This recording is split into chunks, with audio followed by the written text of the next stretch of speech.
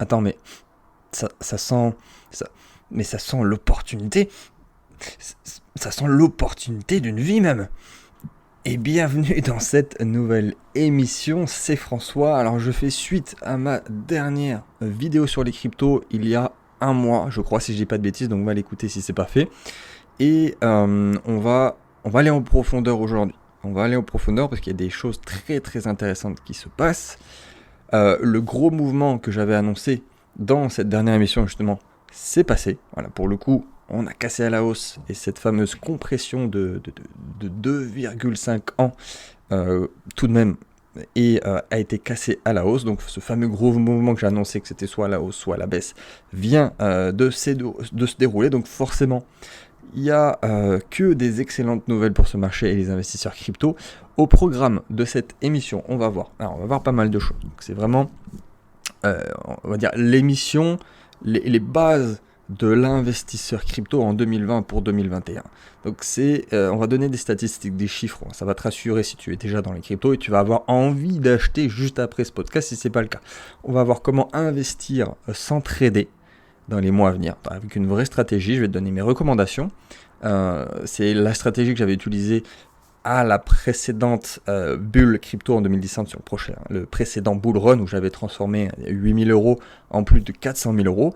On va parler aussi du modèle stock to flow, le modèle prédictif. On va insister là-dessus, on va revoir plein de choses. Donc, encore une fois, c'est un podcast c'est Crypto 101, comme diraient les Américains. C'est le genre de choses que j'aurais voulu savoir au tout début de mes investissements avant de faire mes propres erreurs.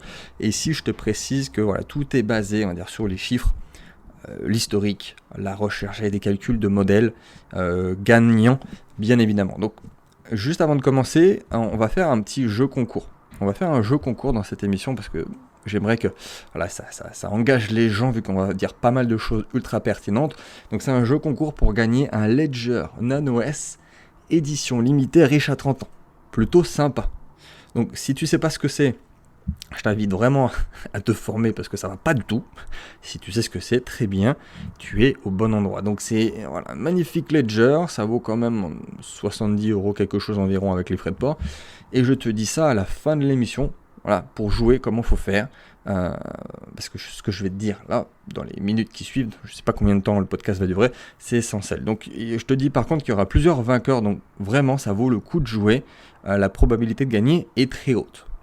Si tu ne me connais pas, donc je suis investisseur et expert en investissement à haut rendement. Je parle de différentes branches d'investissement traditionnels et alternatifs.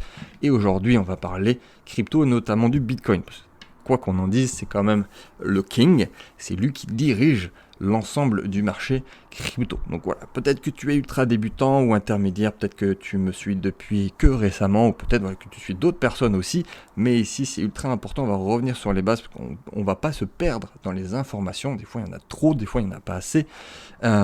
Et pour résumer, on va dire que d'un point de vue déjà global, les derniers jours, les dernières semaines, c'était historique. C'est historique sur le Bitcoin. Pour faire simple, pour ceux qui n'iront pas au bout de l'émission, l'explosion du Bitcoin, c'est pour maintenant. Voilà. Soit il y a un dernier retracement sur cette fameuse compression de plus de 2 ans et demi là, et ça sera pour début 2021. Donc dans tous les cas, il faut accumuler du Bitcoin maintenant et avoir aussi une stratégie pour le tsunami qui va arriver bientôt, tout simplement. Donc première raison aussi de se placer avant septembre, parce que là j'ai déjà pensé et réfléchi au titre, j'anticipe, mais première raison de se placer avant septembre, c'est tout ça. Déjà, c'est d'un point de vue analyse technique, ça peut être déjà une très bonne idée de rentrer sur le marché maintenant, une fois qu'on a cassé à la hausse et qu'on est en pré-bull run. Et aussi, alors là c'est plus macro, ça dépend pas du marché des cryptos, c'est quelque chose de très précis. Il y a le fameux Labor Day qui arrive, c'est le 7 septembre aux États-Unis, et c'est un jour très important là-bas aux États-Unis, c'est un jour férié qui a lieu tous les premiers lundis du mois de septembre, et on peut le traduire par la fête du travail. Et la bourse de New York ferme pendant le Labor Day, et c'est un facteur à prendre en considération. C'est-à-dire que les traders américains profitent déjà du mois d'août pour prendre leurs vacances, ils étaient en congé, Et en fait, c'est vraiment le starting block, c'est au Labor Day, quoi. C'est le lendemain du Labor Day. Il y a les volumes et la volatilité qui augmentent, mais énormément. Et généralement, tous les intervenants financiers sont de retour pour entamer, on va dire, la dernière période de l'année sur les marchés financiers. Donc c'est vraiment énorme et toutes les planètes sont alignées. On va le revoir, on va retirer plusieurs choses, mais que ça soit d'un point de vue fondamental, technique, même en termes de timing et macroéconomique, c'est vraiment génial. Donc pour le coup, que ce soit un trader, un scalper, un investisseur long terme, un particulier ou pas du tout le monde est d'accord pour dire que c'est un marché haussier. Donc voilà, si t'es vraiment ultra débutant, au vu de ce qui s'est passé, et même avant, de toute façon, tous les ans, le Bitcoin augmente. Si on regarde sa valeur minimale annuelle, ce qu'on appelle le all-time low, c'est littéralement en croissance depuis 10 ans. Et c'est le meilleur asset de ces 10 dernières années, même de cette année 2020. Donc c'est pas du tout risqué en fait. Et le jour où on va dire le bull run sera vraiment là et qu'on aura un Bitcoin, admettons, à $50,000 ou $100,000, non seulement ça sera compliqué pour rentrer sur un tel marché à ce moment-là, et en plus ça sera un actif cher, quoi. C'est-à-dire, pour choper un Bitcoin ou un Ethereum à ce moment-là en entier, il faudra être motivé. Donc mon cher ami, même s'il y a un retracement à venir, le contexte est haussier, le contexte moyen-long terme. Donc voilà, maintenant, avec ce qui s'est passé, avec les dernières clôtures hebdomadaires mensuelles, la tendance, c'est juste magnifique. C'est magnifique. Alors, sauf, entre parenthèses, sauf cataclysme, sauf troisième guerre mondiale, sauf deuxième vague mondiale de Covid, flash crash comme on a eu en mars. Je parle ici d'analyse technique.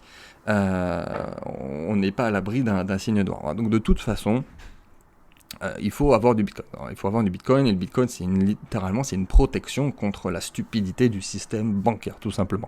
C'est littéralement, c'est s'envoyer de l'argent dans le futur, quoi. C'est vraiment se sauver de l'inflation, potentiellement, avec ce qui est en train d'arriver sur le dollar et sur les fiduciaires, c'est n'importe quoi en ce moment, enfin bref.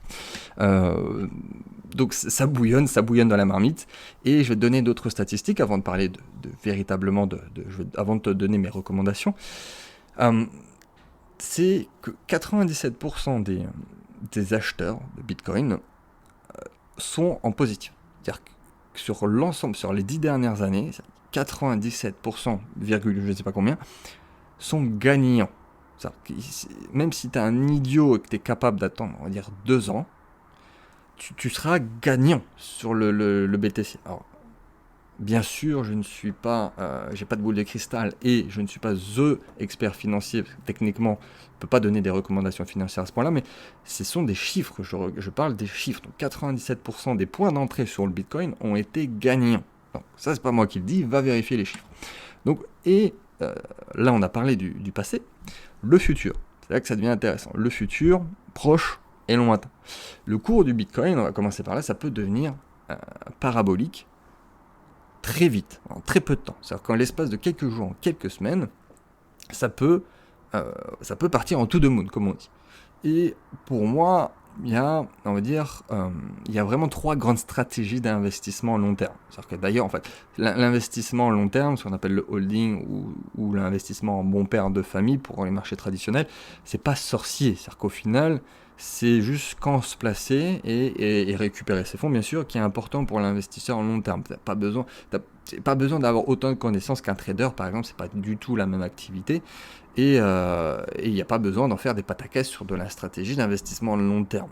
Donc pour moi, ces 3 stratégies sont la première et peut-être la plus compliquée pour les débutants parce que ça demande un tout petit peu de connaissances et de lecture de marché, c'est se positionner à la cassure. C'est se positionner quand on a une confirmation, quand on a des indicateurs.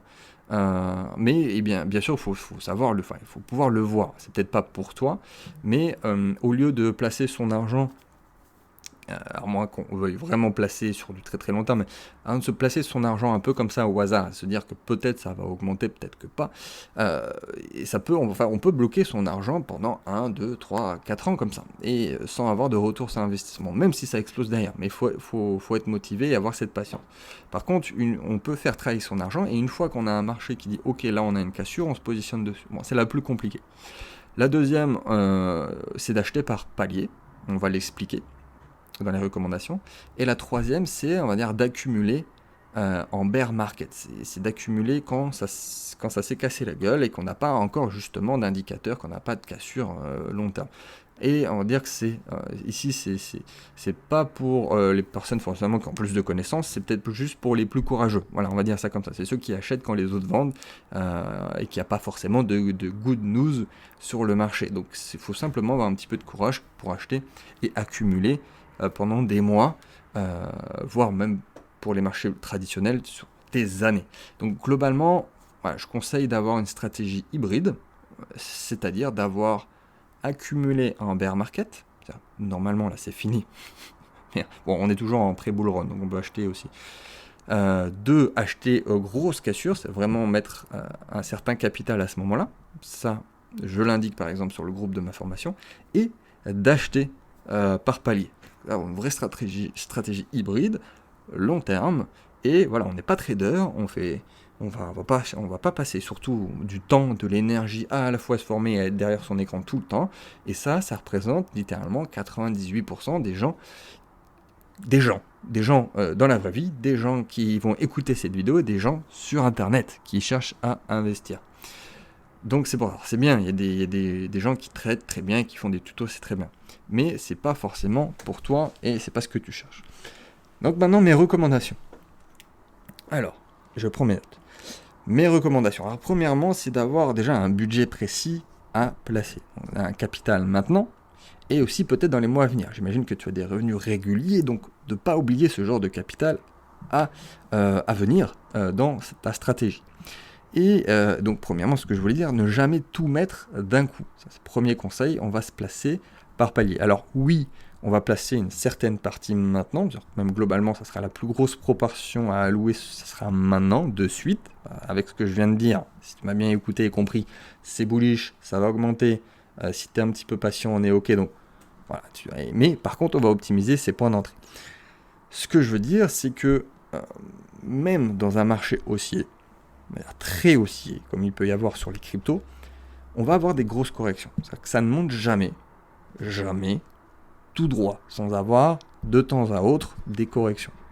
Par contre, voilà, un ultra bull market, ce sont des corrections à moins 20, moins 30, moins 40% des fois. Donc, il faut avoir le cœur accroché, certes, mais surtout, ce sont exactement nos futurs points d'entrée. Surtout si tu as, on va dire, du cash qui arrive après. Parce qu'à la limite, si tu avais le cash maintenant, tu pourrais te positionner dans une certaine proportion et si jamais ça descend un petit peu, tu continues à remettre. Mais si tu veux placer ton argent dans les phases de bull run, c'est exactement ce qu'il veut faire. Donc, si on a une phase où ça fait voilà, x10, x15, ce genre de correction, c'est violent.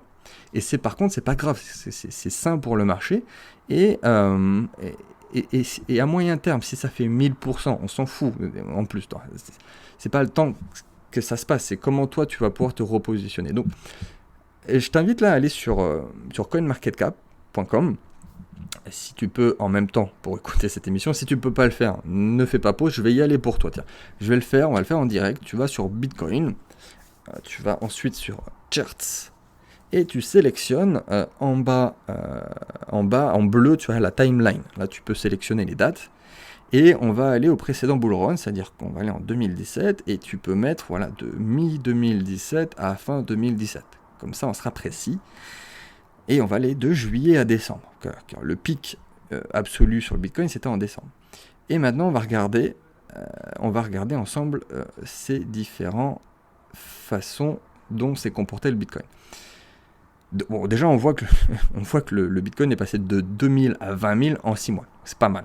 Et on va regarder ensemble ces fameux creux de marché, voilà, ces corrections sur lesquelles on va pouvoir se replacer. Donc, on va pas tous les faire. Mais il y en a déjà un premier intéressant là en début septembre, entre début septembre et le 15 septembre. Donc, le truc est passé de 4500 $ à 3200 $. Donc, moins 30%. Alors, bim. Et on rachète là. On ne fait pas l'erreur de noob qui vend et qui va crier à la mort du Bitcoin. Grosse erreur. Ensuite, voilà, ça augmente. Début novembre à mi-novembre, passer de 7500 à 6000 $. Donc moins 20%. On continue. Voilà. Alors, il y en a encore deux très intéressants qu'on va voir ensemble. On passe sur la phase parabolique.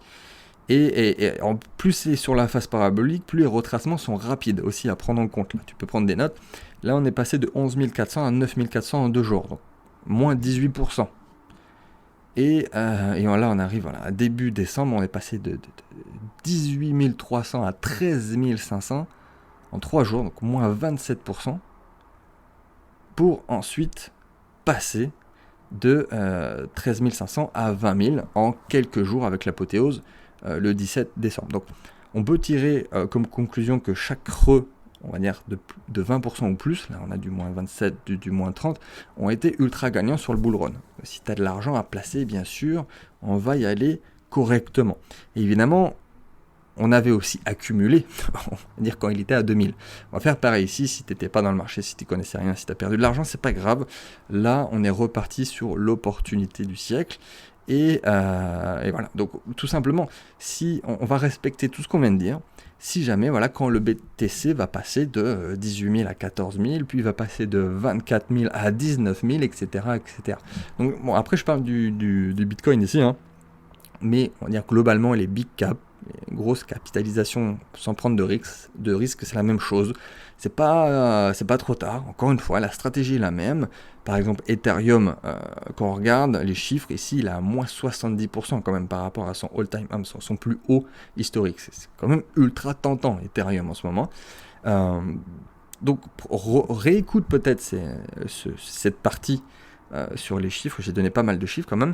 Et là, on va parler aussi du modèle prédictif, le stock to flow, donc le S2F de Bitcoin, qui est un modèle très intéressant que j'utilise depuis longtemps, qui est mis à jour aussi régulièrement. Et là, ça a été mis à jour il n'y a pas longtemps, justement, avec un nouveau point de données, indiquant cette fois que le nouveau cycle haussier a bel et bien commencé, et que le Bitcoin pourrait atteindre 100 000 $ dans les mois qui viennent, d'ici un an. Donc, alors, tu peux faire tes propres recherches sur le modèle stock to flow, il y a beaucoup de choses à dire. C'est un modèle un peu contesté par certains, mais je le prends souvent en compte pour le long terme. C'est-à-dire que c'est intéressant pour les points d'entrée et les points de sortie. C'est un modèle imparfait, bien sûr, ça n'existe pas, le modèle parfait, mais c'est pertinent. En tout cas, c'est pertinent pour moi, pour ma prise de décision. Et on va dire que là, ces dernières semaines, ça suit à la perfection. C'est-à-dire que ça peut sembler un petit peu abstrait, mais de toute façon, à chaque bull run, c'est un peu abstrait quand on crie déjà un Bitcoin à 100 000, à 50 000, mais c'est ça, c'est le but. Et donc, de même ici, avec ce modèle, comme je disais que tout était aligné, que les planètes étaient alignées, prévoit un bull run fin 2020, début 2021, ce qui correspond aussi également aux tendances actuelles, aux tendances à l'analyse technique et également aux tendances macroéconomiques. Donc c'est vraiment très très très intéressant. Alors, recommandations, tout de même, c'est des recommandations personnelles. Je répète que ce n'est pas des conseils financiers. Moi-même, évidemment, je n'ai pas tout mon patrimoine en Bitcoin. On ne va pas commencer à faire à vendre sa maison, sa femme et son chien pour pouvoir se placer en Bitcoin. Il faut avoir une stratégie, on va dire, en interne du marché. Là, c'est rapidement ce qu'on vient de voir ensemble, mais aussi une stratégie de marché externe avec une diversification, une proportion réfléchie sur chaque branche d'investissement et une réadaptation de la stratégie régulièrement. Mais voilà, en 2020, un investisseur digne de ce nom doit avoir du Bitcoin, surtout en ce moment, surtout avant septembre, avant potentiellement même le Labor Day qui est le 7 septembre. Donc c'est un actif comme les autres, pour ceux qui en sont un peu plus on va dire sceptiques, et à la fois c'est à la fois spéculatif pour certains, innovant technologiquement pour d'autres, et voire même innovant philosophiquement pour certains. Voilà, tu dois en avoir si tu es un investisseur digne de ce nom. Alors pour les crypto-sceptiques, vraiment, venez pas m'emmerder avec vos arguments dans le vide. Si allez-y en commentaire, ça fera du reach dans tous les cas. Et si tu n'es pas au courant, voilà, j'ai un programme d'accompagnement qui, on va dire, un véritable écosystème, ça s'appelle Crypto Révolution. Tu as les détails dans la description. En gros, c'est vraiment formation, groupe d'entraide, partage d'actualité toutes les semaines, un accès à mon portefeuille live. Ça fait 4 ans que ça existe. J'étais un des tout premiers en France à faire du contenu sur les cryptos, à être formateur crypto. D'ailleurs, je crois que je suis un des seuls, le seul peut-être centre de formation professionnelle qui accompagne sur les cryptos. Et au final, bon, c'est pas tant la formation qui est importante, mais c'est être guidé, être rassuré, être mentoré. Rien que cette émission, si ça rassure des gens, c'est génial. Bref, bienvenue à toi si tu rentres dans la formation. Dans tous les cas, voilà, sois prêt pour le prochain bull run. Ça va être légendaire. Ça fait presque 3 ans que toute la communauté crypto attend ça. Et c'est le genre d'opportunité qui arrive une fois par génération, tous les 20 ans. Donc vraiment, fais les choses bien, forme-toi ou applique à la lettre ce que je viens de dire. Pour le jeu concours, j'allais oublier. Pour le jeu concours, il suffit de mettre un commentaire et tu me donnes ta prédiction du Bitcoin le 31 septembre 2020, bien sûr. Donc 31 septembre, tu me donnes ta prédiction en commentaire, tu likes la vidéo et tu t'abonnes à la chaîne. Voilà, il y aura plusieurs vainqueurs, comme je l'ai dit, donc ça vaut vraiment le coup de jouer. Et au pire, tu peux inviter des copains pour jouer. Donc je te dis à très vite dans une prochaine émission et investis en Bitcoin.